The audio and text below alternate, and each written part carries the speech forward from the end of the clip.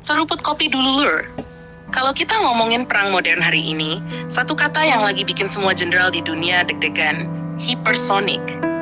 Ini bukan sekadar rudal cepat biasa, tapi senjata yang bisa melesat lebih dari 5 kali kecepatan suara, bermanuver ekstrem, dan hampir mustahil ditebak jalurnya. Nah, yang menarik, justru Amerika Serikat, negara dengan anggaran militer terbesar di dunia, sekarang mulai terang-terangan mengakui kalau mereka lagi ada di posisi yang nggak nyaman.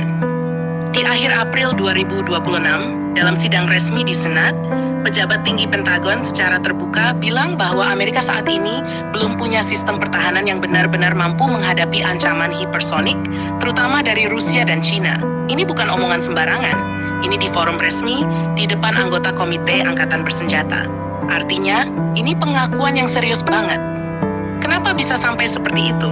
Padahal selama puluhan tahun, Amerika selalu unggul dalam teknologi militer. Jawabannya ada di karakteristik senjata hypersonic itu sendiri. Beda dengan rudal balistik yang punya lintasan bisa diprediksi, kendaraan luncur hypersonic bisa berubah arah di tengah jalan. Jadi radar dan sistem pertahanan tradisional itu seperti melihat tapi tidak bisa mengejar.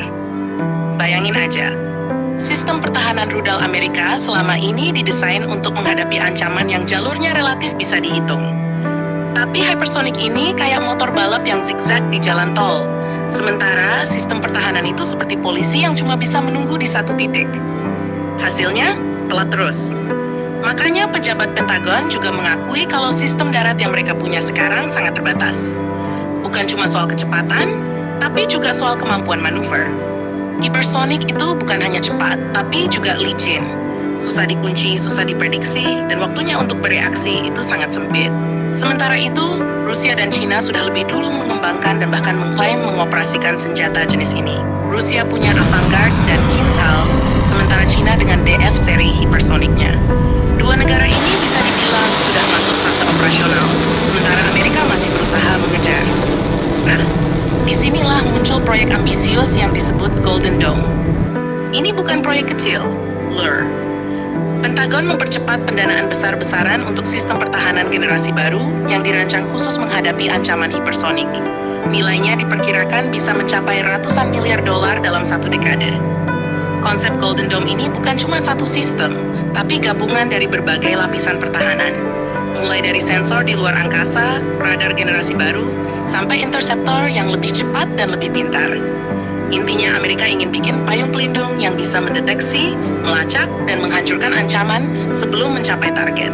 Yang menarik, fokusnya bukan cuma di darat, tapi juga di luar angkasa. Karena untuk menghadapi hipersonik, deteksi dini itu kunci utama. Kalau telat beberapa detik saja, bisa fatal. Jadi Amerika mulai menggeser strategi dari sekadar pertahanan berbasis darat menjadi sistem yang terintegrasi dari orbit hingga permukaan. Tapi di sisi lain, sambil membangun pertahanan, Amerika juga tidak tinggal diam dalam hal ofensif.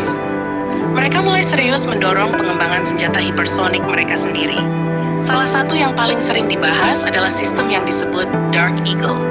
Dark Eagle ini adalah rudal hypersonic yang dikembangkan untuk memberikan kemampuan serangan cepat jarak jauh.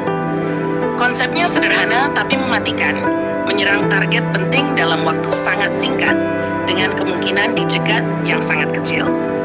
Laporan awal Mei 2026 bahkan menyebutkan bahwa militer Amerika sedang mempertimbangkan untuk mengerahkan sistem ini ke Timur Tengah. Ini langkah yang cukup berani, mengingat programnya sendiri masih sempat mengalami penundaan dan belum sepenuhnya dinyatakan operasional penuh. Artinya apa? Amerika sekarang berada di fase transisi. Di satu sisi mereka mengakui kelemahan dalam pertahanan, tapi di sisi lain mereka juga mencoba membangun kemampuan serangan untuk menjaga keseimbangan kekuatan. Ini menarik secara strategis, karena dalam doktrin militer, kalau pertahanan belum siap, maka kemampuan ofensif sering dijadikan penyeimbang. Semacam pesan ke lawan, mungkin gue belum bisa nangkis semua serangan lo, tapi gue bisa balas dengan lebih cepat dan lebih keras. Kalau kita tarik lebih jauh, kondisi ini menunjukkan perubahan besar dalam peta kekuatan global. Selama ini Amerika selalu unggul dalam teknologi militer canggih. Tapi di era hipersonik, keunggulan itu mulai ditantang serius. Rusia dan China tidak hanya mengejar, tapi di beberapa aspek justru sudah lebih dulu melangkah. Ini yang bikin Pentagon harus berpikir ulang, bukan cuma soal teknologi, tapi juga strategi.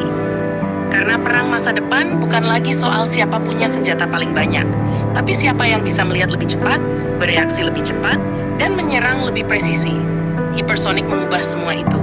Dan kalau kita lihat ke depan, perlombaan ini masih jauh dari selesai.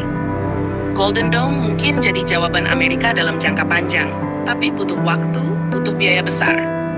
Dan belum tentu langsung efektif 100%.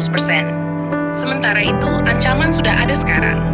Jadi beberapa tahun ke depan bakal jadi fase yang sangat krusial.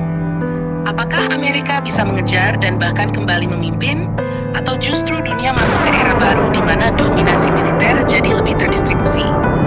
Yang jelas, satu hal yang pasti, era hypersonic ini bikin semua negara besar harus riset cara berpikir mereka soal perang. Dan buat kita yang ngikutin dunia militer, ini justru seruput kopi dulu lur.